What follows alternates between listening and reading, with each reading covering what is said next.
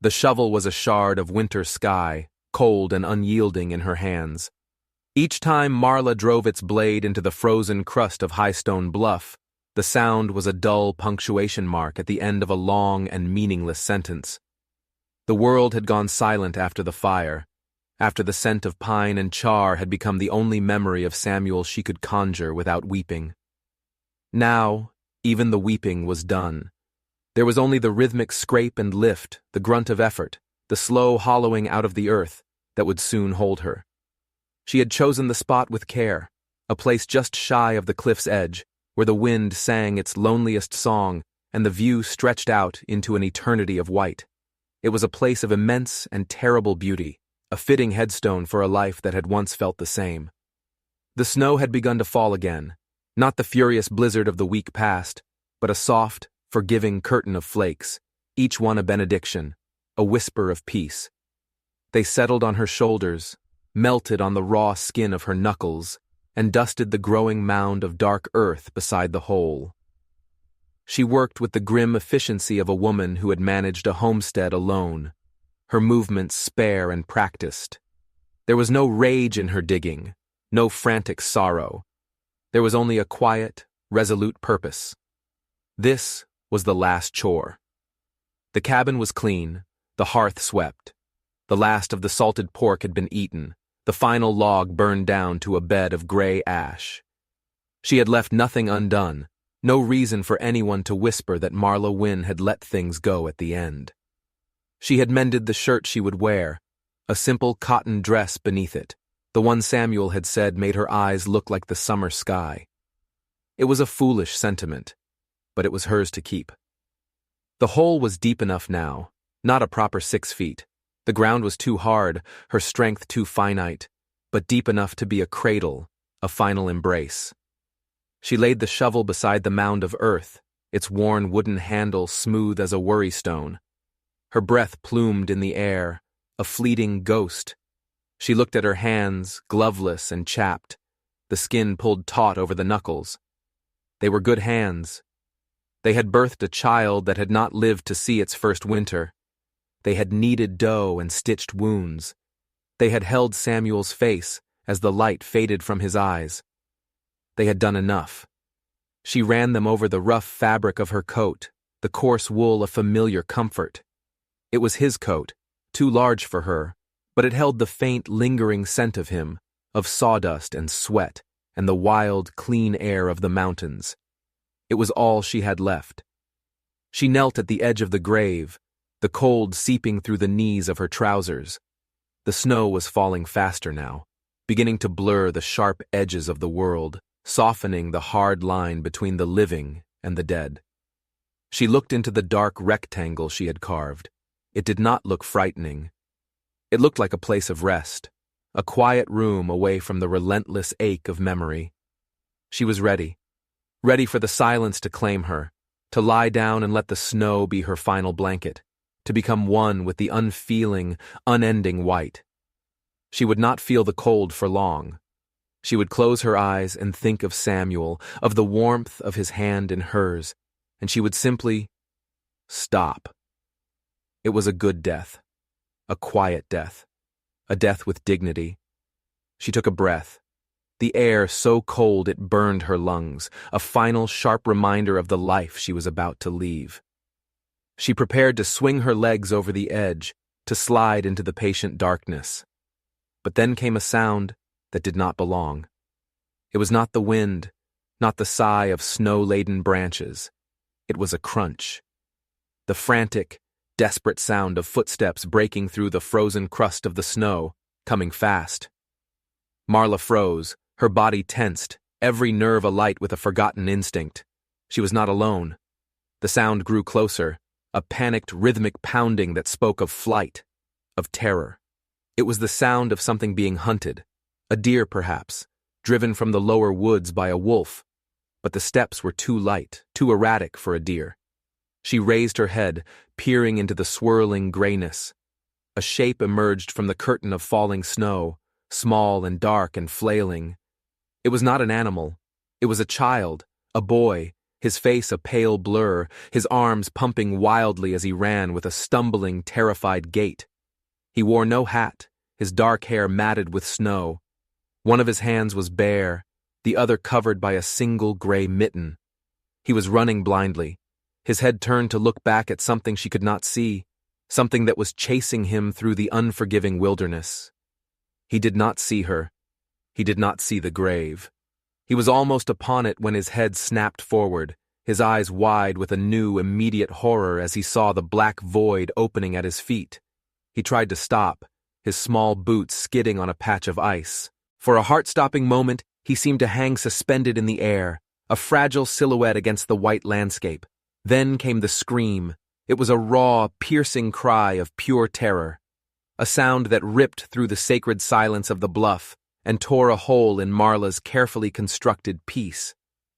It was the sound of a child in pain, a sound she had not heard since her own babe had cried out and then fallen silent forever. The boy's body tumbled forward, his arms pinwheeling, and he fell. He did not fall gracefully. He crashed into the grave she had dug for herself, landing with a sickening thud on the frozen earth at the bottom.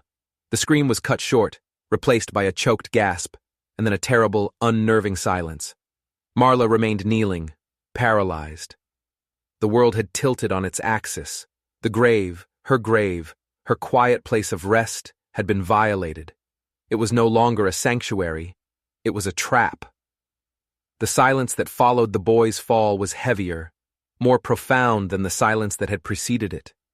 It was a silence filled with questions, with the ragged edge of a life that had just violently interrupted her death. The snow kept falling, beginning to dust the edges of the hole, as if trying to cover up the ugly intrusion. For a long moment, she did nothing. A part of her, the part that had been so ready to lie down, screamed at her to ignore it, to proceed as planned, to lie down beside the boy's broken body and let the snow cover them both. It would be an even quieter death, a shared anonymity. Who was he to her? A stranger, a stray. The mountains were full of tragedies, of lives cut short by accident or violence. This was just one more. It had nothing to do with her. But the scream echoed in her ears. It was a sound that demanded a response, a sound that would not be ignored. It was the sound of life, however terrified and broken. With a groan, a sound of immense and unwilling effort, Marla pushed herself to her feet. The ache in her knees was a distant thing, a minor complaint in the face of the yawning chasm at her feet. She walked to the edge and looked down. The boy lay in a crumpled heap at the bottom. He was on his side, his small body curled in on itself. One leg was twisted at an unnatural angle beneath him. His face was turned away from her, buried in the crook of his arm. The single gray mitten was still on his hand, a small patch of wool in the darkness. He was not moving. Was he dead? The thought came with a strange, dual pang of horror and a grim, unwelcome relief. If he was dead, her course was clear. She could still lie down, but she had to know. She had to be sure. "Hey!" she called out, her voice a rusty croak from disuse. "Hey, boy!" There was no response. The wind swirled around her, pulling at the hem of Samuel's coat, whispering its cold temptations. Let it be.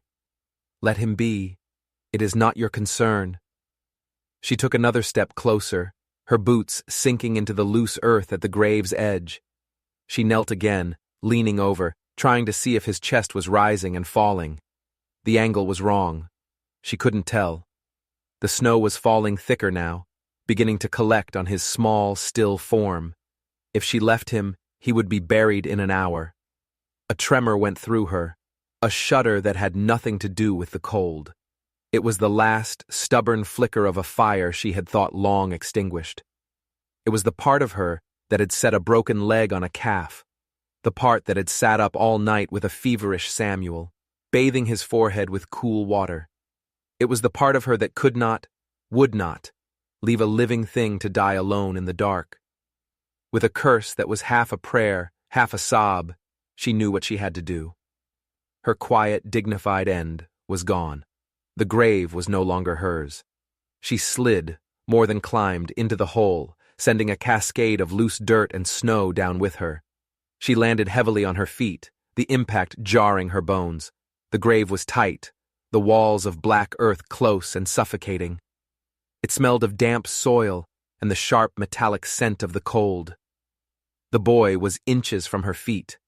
She crouched beside him, her heart pounding a slow, heavy rhythm against her ribs. She reached out a hesitant hand, her fingers trembling, and touched his shoulder. His coat was thin, soaked through and stiff with ice. Through the fabric, she could feel the frailness of his bones. He was so small. At her touch, he flinched.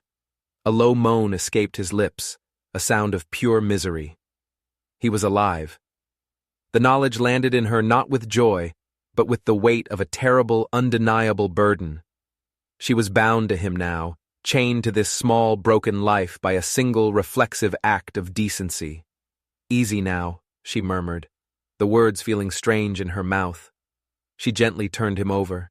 His face was pale as milk, smeared with dirt and tears. His eyes were closed, his dark lashes stark against his skin.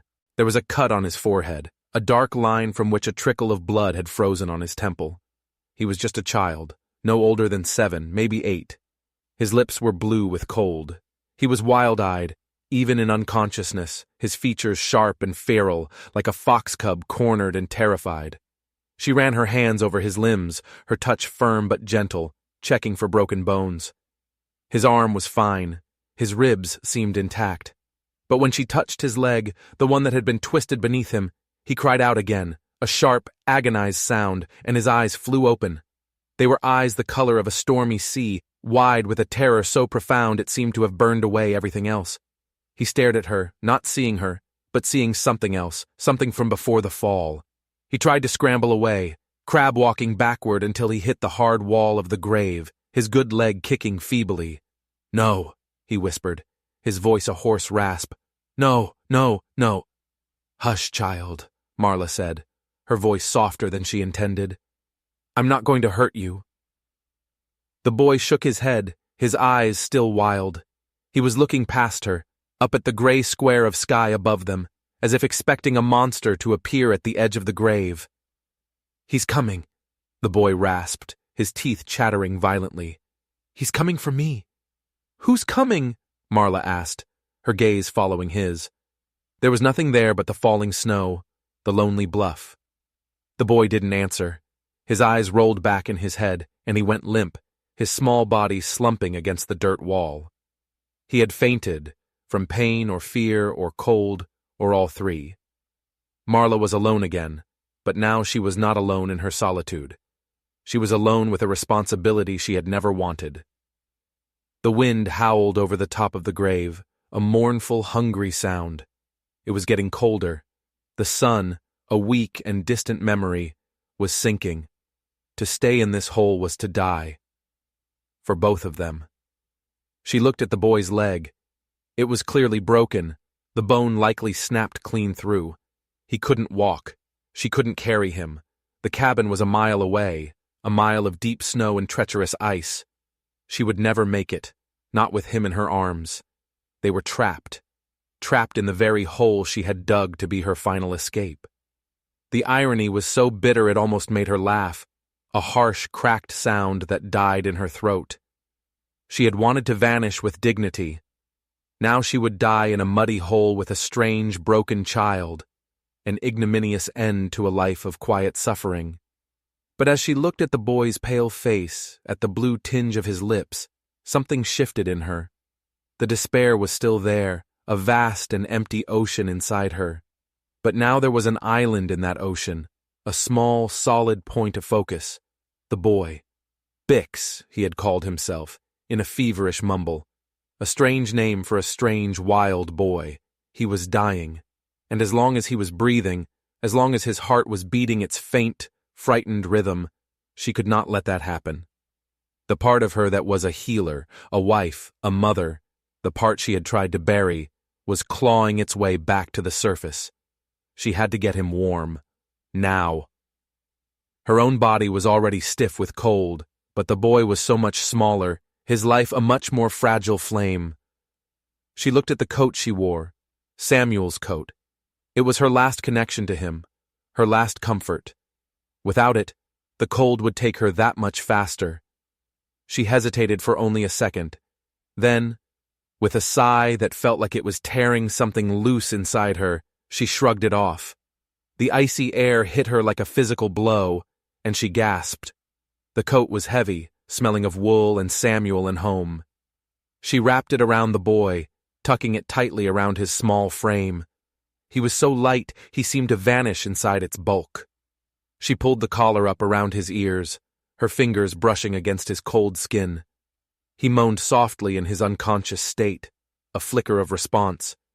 It wasn't enough. The wind was a physical force, pouring over the edge of the grave like a waterfall of ice, stealing what little warmth the coat could provide. They needed shelter, real shelter. Her eyes scanned the tight confines of the grave.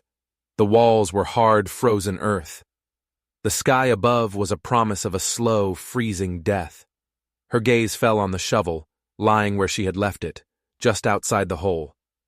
The shovel, the tool of her intended suicide. Now, it was the only tool she had for survival. She had to make the grave a shelter. She had to dig it deeper, wider, carve a space out of the frozen earth where they could huddle away from the wind. It was a desperate, insane idea, but it was the only idea she had.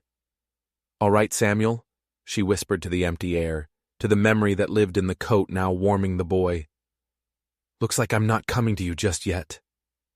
With a grunt, she pulled herself up and out of the grave. Her muscles screamed in protest. She was weak from hunger, weary to her very bones, but the sight of the boy, small and helpless in the bottom of the hole, gave her a strength she did not know she possessed. She grabbed the shovel. Its metal was so cold it felt like it was burning her skin, but she held on tight. She jumped back into the grave, landing with a jolt that sent a fresh wave of pain through her own aching body. She began to dig. It was different now. Before, the digging had been a slow, meditative act, a quiet farewell. Now, it was a frantic, desperate battle against time and the elements. She didn't dig down. She dug into the side of the grave, carving into the wall that faced away from the wind. The earth was hard as iron. Each shovelful was a monumental effort, a victory torn from the frozen heart of the mountain. She worked with a feverish energy, her breath coming in ragged gasps. The snow fell on her back, melting and then freezing, encasing her in a shell of ice. Her hair, unbound, whipped around her face. She was no longer a grieving widow preparing for a dignified end. She was a wild thing, a she-bear digging a den for her cub, her movements driven by a primal, protective instinct she had thought long dead. She carved out a small alcove, a hollow just big enough for the two of them to lie side by side, shielded from the direct assault of the wind. It was a miserable, claustrophobic space, but it was something. It was a chance. As she worked, she talked. She talked to the boy, though she knew he could not hear her. She told him about the cabin, about the warm fire that was waiting for them, a lie that felt like a prayer. She told him about Samuel, about his steady hands and his quiet laugh. She talked to fill the terrible silence, to keep the sound of her own despair at bay. When the alcove was done, a small cave carved into the side of her own grave, she gently dragged the boy inside. He was a dead weight, his body limp. She arranged him as comfortably as she could, making sure his broken leg was straight. She lay down beside him, pulling the edges of Samuel's coat more tightly around him. She pressed her own body against his, trying to share what little warmth she had left. The space was so tight their faces were inches apart. She could feel his faint, shallow breaths on her cheek. The world shrank to the size of this hole in the ground. There was only the darkness, the suffocating closeness of the earth, the howl of the wind above, and the small, fragile life breathing beside her. The despair was still there, a cold, heavy stone in her belly. But it was no longer the only thing. Now there was fear, a sharp, terrible fear for the boy, and beneath the fear, something else, something she could not name, a purpose, a reason to fight the encroaching cold, a reason to stay awake. She did not know how long they lay there. Time had ceased to have meaning. There was only the long, slow battle against the cold. The boy, Bix, drifted in and out of consciousness. In his lucid moments, he would whimper, his eyes wide with a feverish terror. He spoke in fragments, his words disjointed and nonsensical. He talked about a cage, about the smell of blood, about a man with iron hands. Marla would soothe him, her voice a low murmur, though his words sent a chill through her that had nothing to do with the temperature. She knew he had run from something unspeakable. The terror in his eyes was too real, too deep to be a child's fantasy. She had to set his leg. She knew it had to be done, and done soon, before the swelling got worse. She had no splint, no bandages. She looked around their earthen prison. Her eyes fell on the shovel, the handle. It was straight, strong. It would have to do. The thought of what she was about to do made her stomach turn. To cause him more pain, it felt like a cruelty. But to not do it was a greater cruelty still. She waited for him to fall into a deeper state of unconsciousness, his breathing evening out into a shallow rhythm. With her knife, the one she kept at her belt, she sawed at the shovel's handle, a few inches from the blade. The wood was old and seasoned, and it took all her strength to cut through it. When she was done, she had two rough, splintery pieces of wood. She tore strips from the hem of her own dress, the one she had chosen for her burial. The fabric ripped with a sound that felt like it was tearing her own skin. She took a deep breath. "I'm sorry, child," she whispered. "I'm so sorry." She placed one piece of wood on either side of his leg. She took his small foot in one hand and the top of his thigh in the other, and then, with a single, swift movement, she pulled. The boy's scream was a sound that would haunt her dreams for the rest of her life. It was a sound of pure, unadulterated agony, a sound that seemed to shake the very foundations of the earth. His body arched in her arms, his eyes flying open, staring at her with a look of betrayal and terror. He fought her, his small fists beating weakly against her chest. "Hold still," she grunted, her own tears freezing on her cheeks. "It's all right. It's almost over." She held the bone in place, her hands shaking, and quickly wrapped the strips of fabric around the leg and the splints, tying them as tightly as she could. The boy's screams subsided into ragged sobs, and then into a low, exhausted moaning. He was spent. His eyes fluttered and closed, and he mercifully passed out again.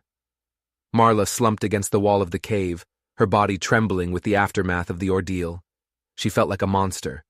She had taken this broken child and inflicted a terrible pain upon him. But his leg was straight. It was set. She had given him a chance to walk again if he survived the night. If they survived the night. The hours wore on, an eternity of darkness and cold.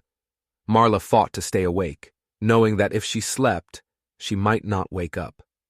She rubbed her arms and legs, trying to keep the blood flowing. She talked to the boy, a constant low murmur. She told him stories she had forgotten she knew, tales her own mother had told her. She sang him lullabies in a cracked, wavering voice, the same ones she had sung to the small, still bundle in her arms years ago. She was not just trying to comfort him. She was trying to convince herself that there was still a world where stories and songs mattered. Sometime in the deepest, darkest part of the night, the boy woke again. This time, his eyes were clear. The feverish terror was gone, replaced by a quiet, watchful intelligence. He looked at her, really looked at her, for the first time.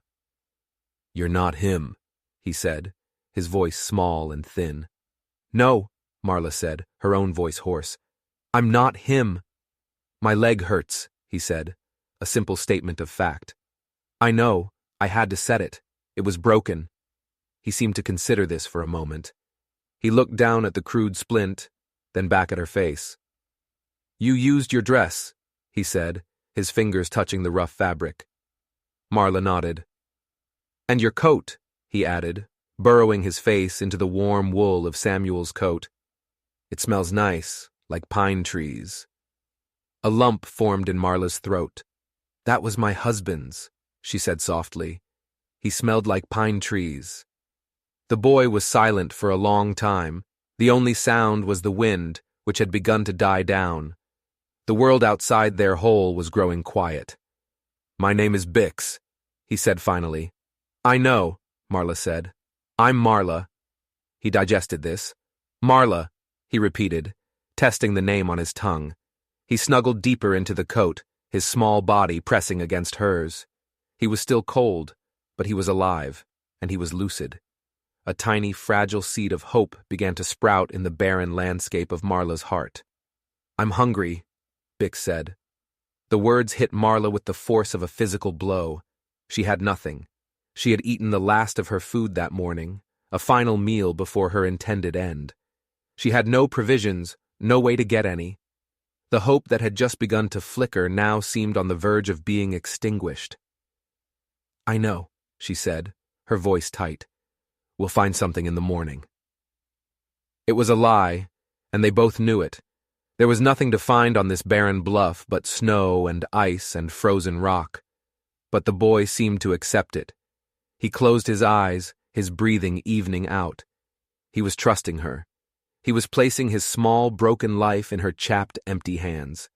The weight of that trust was immense, heavier than any stone. Marla lay in the darkness, her own hunger a dull, persistent ache in her belly.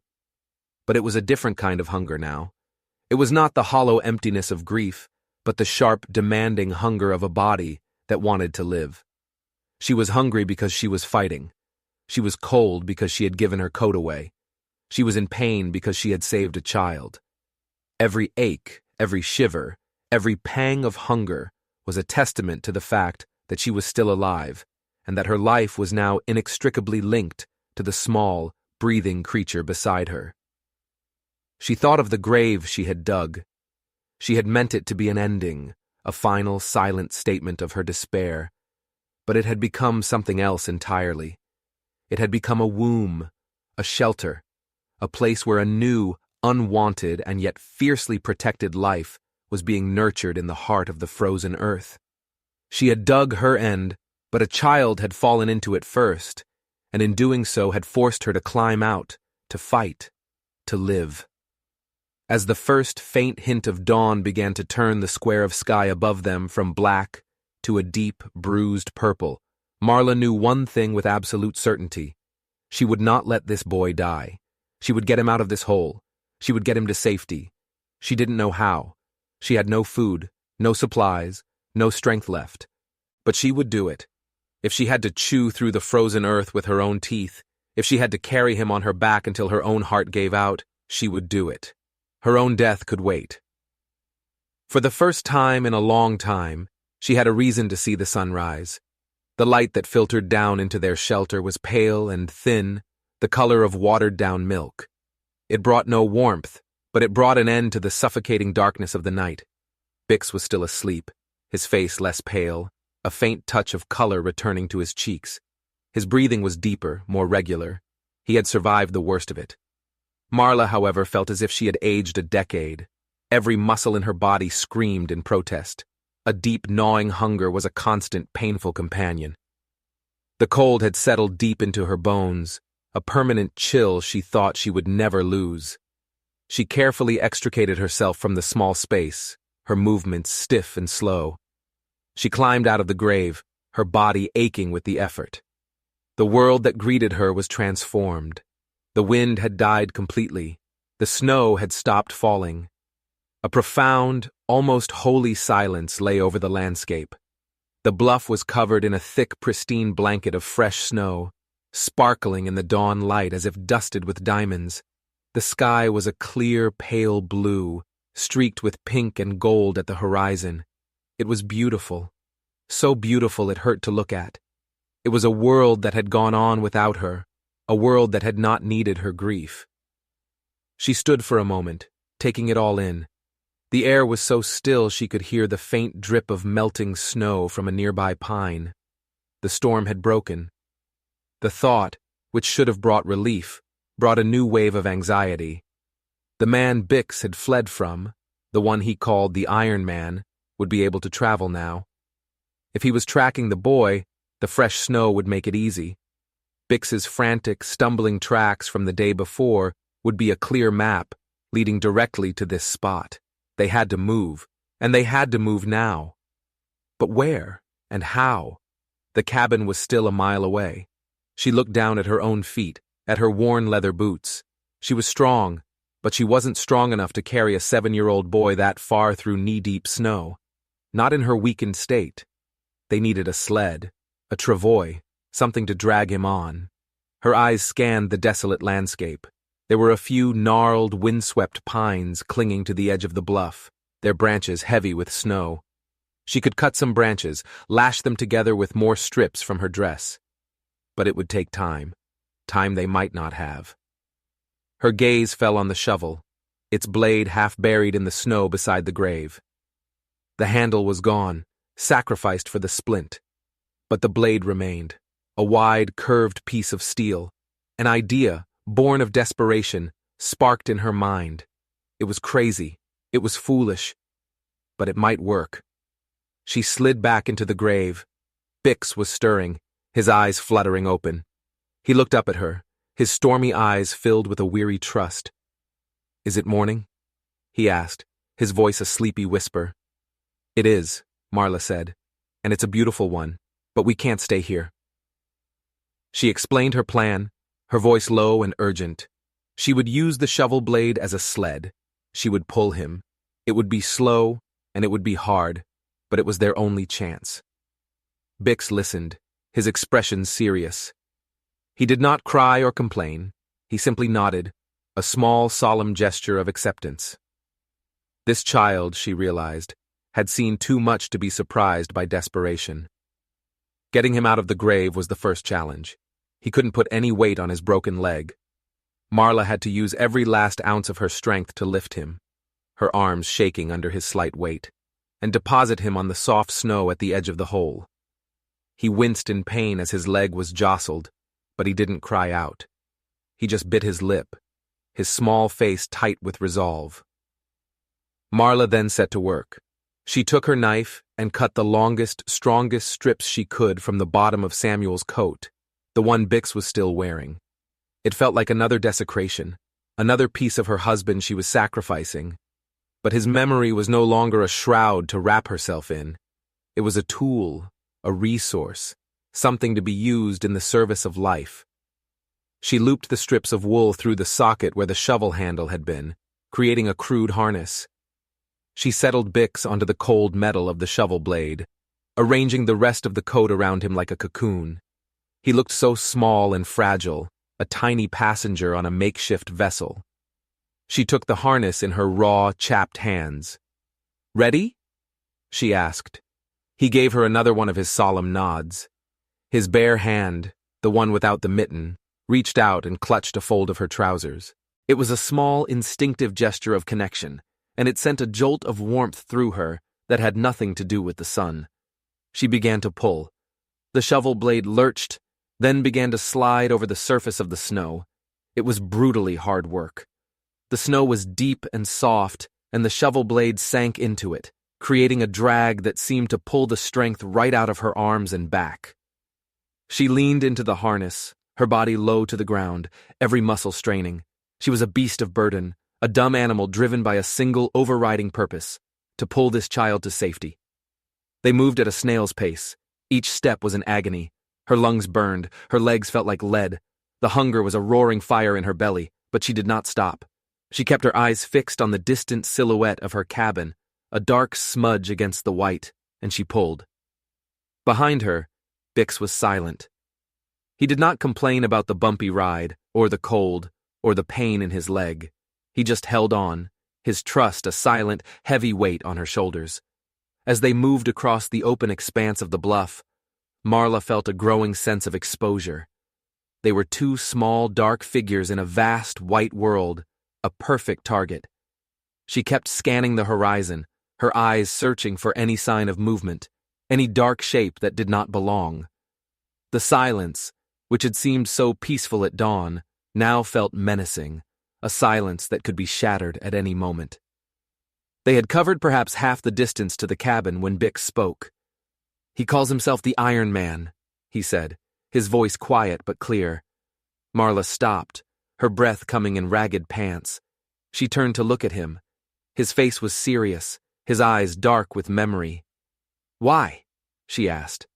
"Because of the traps," Bix said. "He carries them on his back. They clink when he walks, like iron. He catches things, foxes, beavers, anything that moves." He paused, his small hand tightening its grip on her trousers. "Sometimes, other things."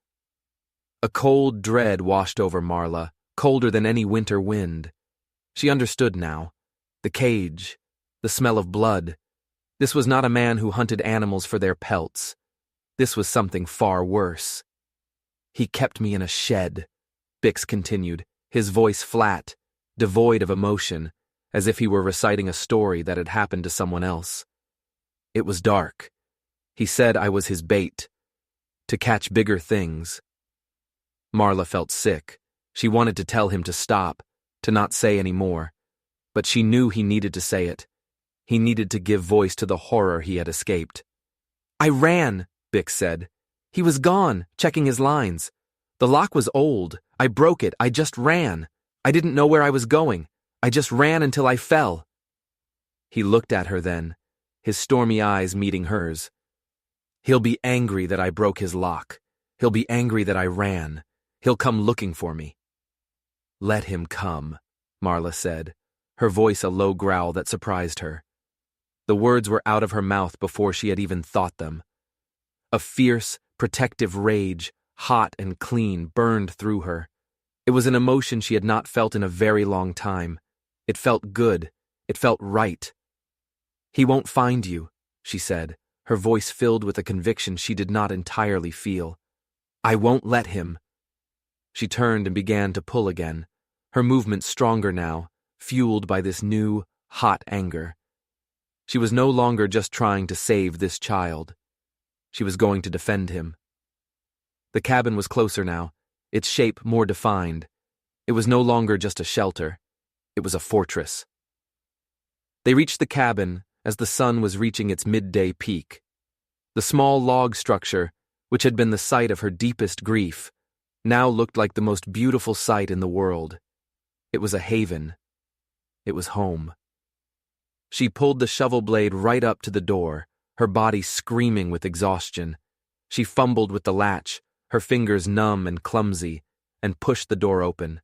The air inside was cold and stale, but it was still. It was safe. She carried Bix inside, her last reserves of strength draining away. She laid him gently on her own bed, the one she had shared with Samuel, the one she had expected never to sleep in again. He looked impossibly small in the center of the large mattress. She piled every blanket and quilt she owned on top of him, until he was just a small lump in a mountain of fabric. Then she turned to the hearth. Her hands shook as she laid the kindling, her movements clumsy but sure, guided by long habit. She struck a match, and with a whoosh, the fire caught, a small, hungry flame that promised warmth and life. She added larger logs, and soon a cheerful, crackling fire was blazing in the fireplace, casting a warm, dancing light around the single room. Her work was not done. She went to the pantry. It was almost bare, a testament to her careful planning for the end. But in the back, behind a row of empty jars, was a small sack of potatoes she had overlooked. They were shriveled and sprouting, but they were food. And in a tin, there was a small handful of dried herbs. She filled a pot with snow from outside the door and set it on the fire to melt. She would make a soup, a thin, watery soup, but it would be hot, and it would be nourishing. As she worked, she could feel the exhaustion pulling at her, a heavy, insistent tide, but she fought it. She could not rest yet. She had to make sure Bix was cared for. She checked on him. He had fallen asleep, his face relaxed for the first time, his breathing deep and even in the warmth of the cabin. The firelight played on his features, softening the wildness, making him look like any other sleeping child. She limped over to the small window and looked out. The world was still and white and beautiful, but now its beauty was tinged with menace. She scanned the tree line, the open space of the bluff, searching. Her eyes caught on a set of tracks in the snow. not her own dragging, shuffling tracks, or the frantic, stumbling ones Bix had made. These were different. They were large, deep, and purposeful. The tracks of a heavy man, walking with a long, confident stride. They came from the direction of the woods, and they led directly to the grave. Her heart stopped. He was here. He had found the spot where Bix had fallen. He would see her tracks, the drag marks of the shovel, leading directly to this cabin. He knew where they were. She watched, her body frozen, as a figure emerged from the vicinity of the grave. He was a long way off, a dark shape against the snow. But even from this distance, she could see that he was big. He stood for a moment, looking around, his head turning as he surveyed the landscape. Then, he began to walk towards the cabin.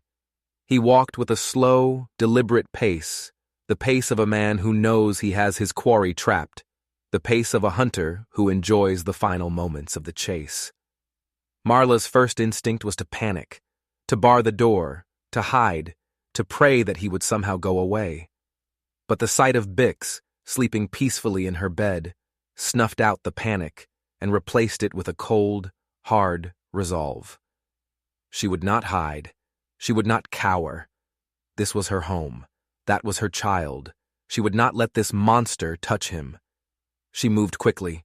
She took the heavy iron poker from the fireplace, its weight solid and reassuring in her hand. She went to the door and slid the heavy wooden bar into place. It wouldn't hold him for long, not a man of his size, but it would buy her time. She looked around the small cabin, her mind racing. What else? What could she use? Her eyes fell on the pot of water simmering on the fire. It was almost boiling. She heard the crunch of his footsteps in the snow outside, getting closer. Crunch, crunch, crunch, a slow, steady, terrifying rhythm. Then a new sound, a faint metallic clinking, the sound of iron. The Iron Man had arrived. The footsteps stopped just outside the door.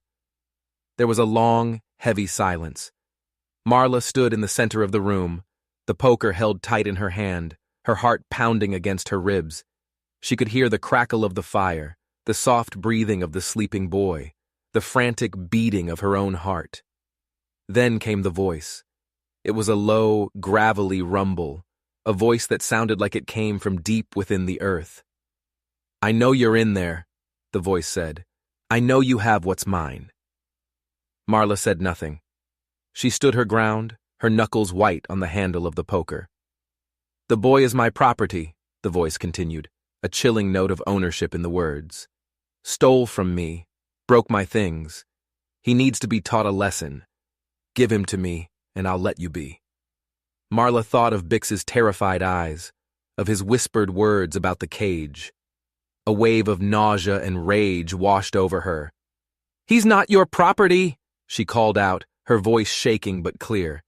"He's a child. You leave him be." There was a low chuckle from the other side of the door. "A child," the man said. "He's a stray, a worthless little animal. Now, open this door before I take it down." Marla's gaze darted to the pot on the fire. An idea, desperate and terrible, formed in her mind. It was a long shot. It was dangerous, but it was all she had. "Go away!" she shouted, playing for time. "There's nothing for you here." "Last chance," the man growled. Then came the sound she had been dreading. A heavy thud against the door, the sound of a massive shoulder hitting the wood. The door groaned, the bar straining. Another thud, harder this time. A crack appeared in the thick wooden planks. He was going to break it down. Marla moved. She grabbed a thick blanket from the bed, ignoring Bix's sleepy murmur of protest. She wrapped it around her arm and hand for protection. She took the pot of boiling water from the fire, its handle searingly hot even through the thick fabric. She staggered under its weight, sloshing hot water onto the floor. Another crash against the door, and this time the wood splintered, the bar groaning in protest. He was almost through. Marla positioned herself to the side of the door, her body pressed against the log wall, the heavy pot held aloft. Her heart was a wild drum in her chest. This was it. There was no turning back. With a final shattering crack, the door burst open. The broken bar flew across the room, and the man filled the doorway. He was even bigger than she had imagined, a mountain of greasy furs and matted beard. His eyes were small and black and cruel, like a pig's. On his back was a jumble of steel traps, glinting in the firelight. The Iron Man. He took a step into the room, a cruel smile twisting his lips as he saw her. "There you are," he grunted. "Now, where's the boy?" He took another step, and in that moment, Marla acted. With a scream that was part rage, part terror, part a war cry for every lost and broken thing in the world, she swung the pot. The boiling water flew through the air in a great steaming arc and hit the man square in the face. He roared, a sound of inhuman agony, and staggered back, his hands flying to his scalded face. He clawed at his eyes, his roars echoing in the small cabin. He was blinded, disoriented, consumed by a pain she could not imagine. But he was not down.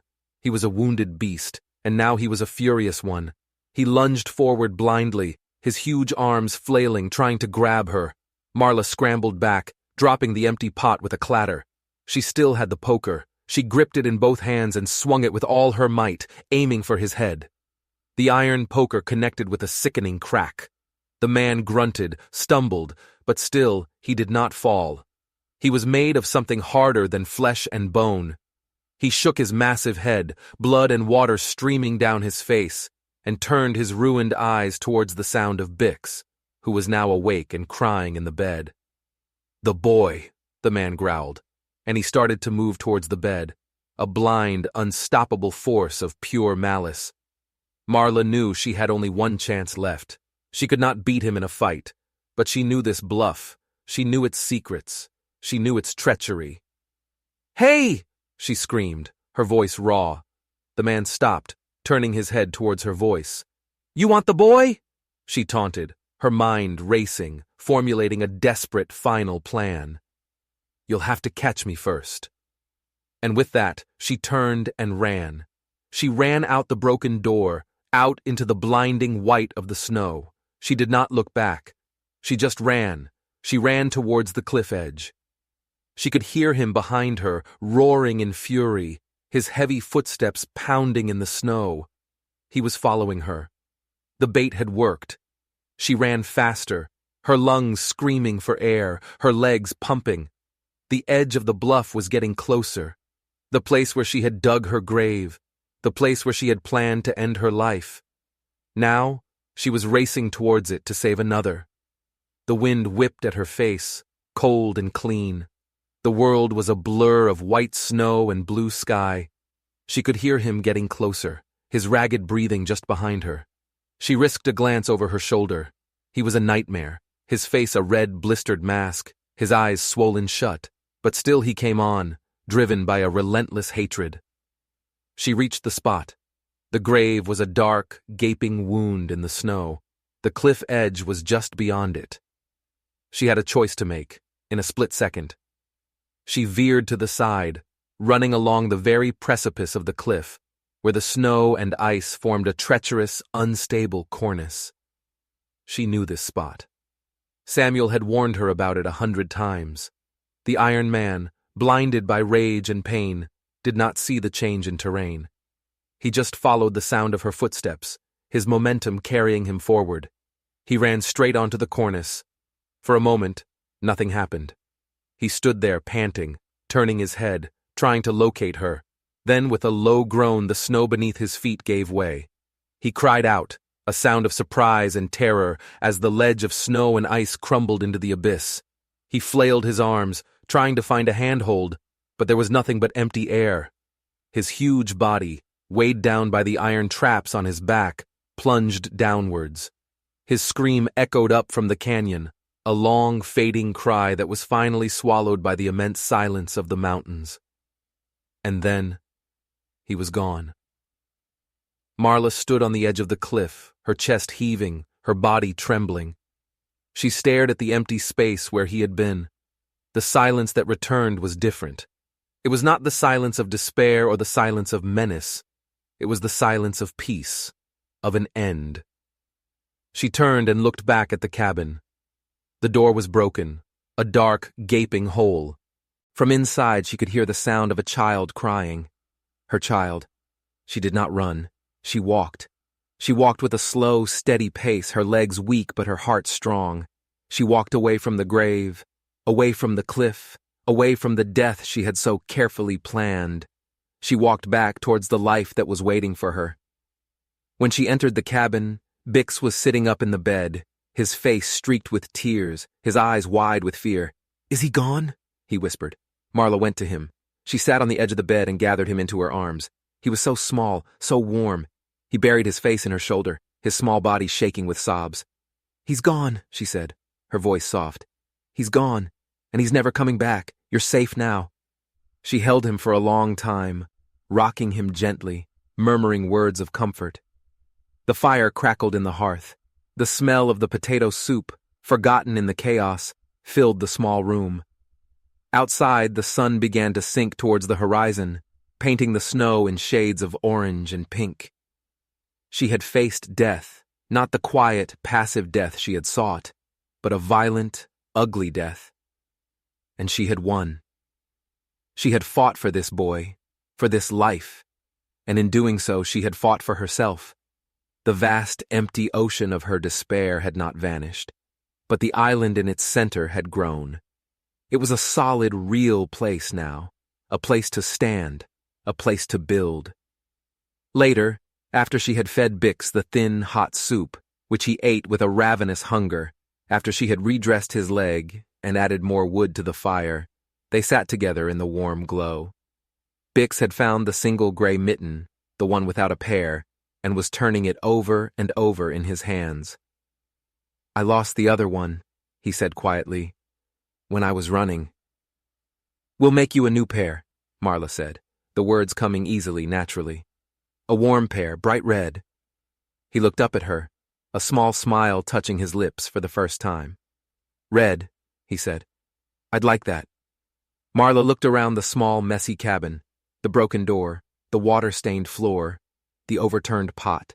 It was a wreck. But it was not a tomb. It was a home. Her home. Their home. Tomorrow she would fix the door. She would clean the floor. She would find more food.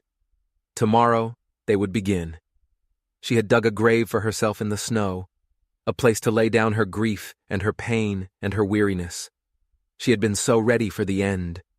But a child had fallen into it first, a broken, terrified child who had needed her.